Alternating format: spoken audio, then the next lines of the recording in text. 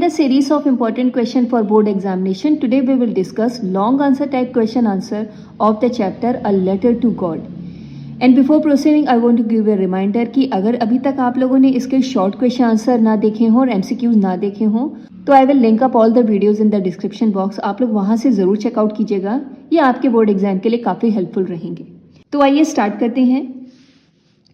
Question 1, right the character sketch of Lencho. Lencho का character sketch लिखिए. तो students ये बहुत ही इंपॉर्टेंट है आपके बोर्ड एग्जामिनेशन के लिए. तो आइए देख लेते हैं कैसे लिखेंगे. यहाँ पर मैंने हेडिंग वाइज आपको लिखना सिखाया है. तो सबसे पहले हम लोग इसमें लिखेंगे इंट्रोडक्शन. इंट्रोडक्शन में लिखेंगे the chapter a letter to God written by G.L. Fuentes is about a poor but hard working farmer named Lencho and his firm faith in God. तो ये जो चैप्टर है a letter to God written by G.L. Fuentes, ये एक गरीब लेकिन एक बहुत ही हार्ड वर्किंग यानी कि परिश्रमी किसान के बारे में है जिसका नाम है लेंचो. और ये उसकी फर्म फेथ इन गॉड मतलब कि भगवान में जो उसकी गहरी आस्था है उसके बारे में ये चैप्टर है. तो इस तरह से आप लोग इंट्रोडक्शन लिखिए और जिस तरह यहाँ पे ब्लैक पेन से अंडरलाइन किया है ये जो मेन पॉइंट्स हैं इसे आप अंडरलाइन कीजिएगा. इसके बाद नेक्स्ट हेडिंग आप लोग डालेंगे हार्ड वर्किंग और इसमें लिखेंगे Lencho was a hard working man, he work like an animal in his field. Lencho एक बहुत ही परिश्रमी आदमी था. He work like an animal in his field, और वो अपने फील्ड्स में अपने खेतों में एक एनिमल जैसे कि एक जानवर काम करता है उतनी मेहनत से काम करता था.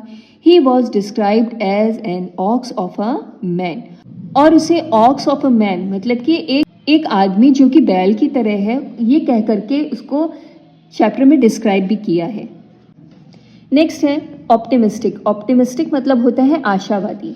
Lencho was optimistic in nature.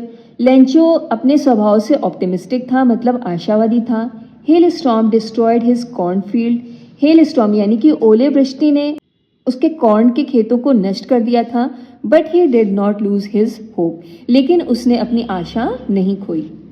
फिर नेक्स्ट है deep faith in God. He wrote a letter directly to God.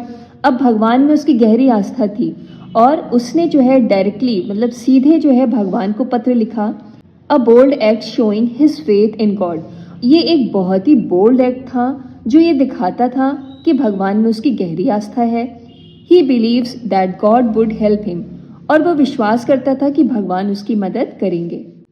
And last में आप लिखेंगे कंक्लूजन यानी कि क्या निष्कर्ष निकलता है. Lencho was an innocent farmer. Lencho एक सीधा साधा फार्मर था. इनोसेंट मतलब कि सीधा साधा भोला भाला. His innocence made him ignorant of the helpfulness and kindness of other people. His ignorance की मतलब ये जो उसकी इग्नोरेंस थी मतलब कि जो इसका भोला भालापन था इसकी वजह से वो दूसरे लोगों की जो हेल्पफुलनेस है मतलब कि जो उसकी मदद का जो काम है एंड काइंडनेस और उनकी जो दयालुता थी उसके लिए भी वो इग्नोरेंट हो गया था मतलब अज्ञानी हो गया था. Next question, why does the post master send money to Lencho. कि पोस्ट मास्टर ने लेंचो को मनी यानी कि धन क्यों भेजा. तो इसका आंसर भी देखिए ऐसे हेडिंग वाइज लिखा है, आप भी एग्जाम में जरूर लिखिएगा. प्रिजर्व फेथ यानी कि विश्वास को बनाए रखने के लिए. The primary reason to keep Lencho's deep faith in God. तो प्राइमरी रीजन क्या था. तो उसका सबसे प्राइमरी यानी कि जो पहला कारण था लेंचो की जो भगवान में गहरी आस्था थी उसको बनाए रखना. The post master decided to send him money, और इसीलिए पोस्ट मास्टर ने उसे मनी सेंड करने के लिए निर्णय लिया. नेक्स्ट हेडिंग है कंपैशन. कंपैशन यानी कि दया. The post master was touched by Lencho's desperate situation and sincere request to God. तो डेस्परेट मतलब होता है निराशाजनक एंड सिंसियर रिक्वेस्ट यानी कि बहुत ही गंभीरता से जो रिक्वेस्ट की गई हो, जो निवेदन किया गया हो. तो पोस्ट मास्टर जो है वो लेंचो की निराशाजनक स्थिति और जितनी सिंसियरली उसने भगवान से रिक्वेस्ट की थी इससे वो बहुत ज़्यादा गहराई से प्रभावित हुआ था. And next and last heading है चैरिटी. चैरिटी यानी दान. It became an act of charity with the post master and his employees. तो पोस्ट मास्टर और जो एम्प्लॉयज थे पोस्ट ऑफिस के उनके लिए एक दयालुता का कार्य था. The post master collected money to help the farmer in his need. तो पोस्ट मास्टर ने किसान की मदद करने के लिए धन एकत्रित किया था. नेक्स्ट क्वेश्चन है और ये भी बहुत ही इंपॉर्टेंट क्वेश्चन है आपकी बार के लिए, तो इसे भी देख लीजिए। Right the character sketch of post master. Post master का करेक्टर स्केच लिखिए। तो इसमें भी सबसे पहले हम लोग हेडिंग डालेंगे इंट्रोडक्शन, और इसमें लिखेंगे through the chapter a letter to God the writer G.L. Fuentes tells about a sensible and compassionate character of the post master. तो इस chapter a letter to God द्वारा राइटर G.L. Fuentes हमें एक बहुत ही sensible और एक बहुत ही compassionate मतलब होता है दयावान करेक्टर के बारे में बताते हैं, जो कि किसका है, पोस्ट मास्टर का। तो अब हेडिंग डालेंगे काइंड एंड सेंसिटिव, कि बहुत ही दयालु था और बहुत ही सेंसिटिव यानी कि भावुक व्यक्ति था वो। The post master was a kind and sensitive man.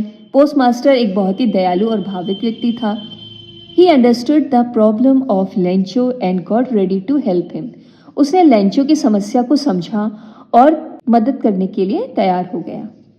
फिर नेक्स्ट हेडिंग डालेंगे डिटरमाइंड यानी कि दृढ़ संकल्प या दृढ़ निश्चय। It was not easy for him to fulfil the demand of the money. तो जो मनी की डिमांड की थी लेंचो ने, उसे फुलफिल करना मतलब उसे पूरा करना बहुत आसान नहीं था। But the post master was determined to help Lencho. लेकिन पोस्ट मास्टर जो है वो डिटरमाइंड था, मतलब उसने दृढ़ संकल्प कर लिया था कि वो लेंचो की मदद करेगा। फिर नेक्स्ट हेडिंग है रिलीजियस मैन, कि वो एक धार्मिक व्यक्ति था। The post master was a religious man and had faith in God. Post master एक धार्मिक व्यक्ति था और उसे भी भगवान में विश्वास था। He did not want the faith of Lencho's to be shattered. और वो नहीं चाहता था कि लेंचो की भगवान में जो आस्था है वो शैटर्ड हो, मतलब वो चकनाचूर हो जाए, वो डगमगा जाए। So he decided to help Lencho. तो उसने लेंचो की मदद करने का डिसाइड किया।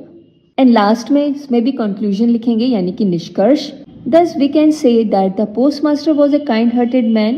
इस प्रकार हम कह सकते हैं कि पोस्ट मास्टर एक दयालु हृदय वाला व्यक्ति था। Even though he did not have enough money, यद्यपि कि उसके पास पर्याप्त धन नहीं था to send to लेंचो को भेजने के लिए, he was ready to help him। फिर भी वो उसकी मदद करने के लिए तैयार हो गया। सो स्टूडेंट्स, इस तरह से करेक्टर स्केच लिखा जाएगा। आप भी लॉन्ग आंसर जो है इसी तरह से हेडिंग वाइज लिखे। ये बहुत ही इजी तरीका है लॉन्ग आंसर को लिखने का। आई होप आप लोगों को ये आंसर्स बहुत अच्छे से समझ में आए होंगे। अगर आप लोग के लिए ये वीडियो थोड़ा सा भी हेल्पफुल हो तो इसे अपने फ्रेंड्स के साथ में ज़रूर शेयर कीजिएगा। और अगर अभी तक आप लोगों ने चैनल को सब्सक्राइब नहीं किया है तो डू सब्सक्राइब द चैनल, क्योंकि इसमें आपके बोर्ड एग्जाम से रिलेटेड जितने भी इंपॉर्टेंट स्टडी मटेरियल है अब वो रेगुलरली अपलोड होता रहेगा। And if you have any doubt और any query, do write in the comment section. So with this is Seema Chauhan signing off. Till then we meet next. Take care and goodbye.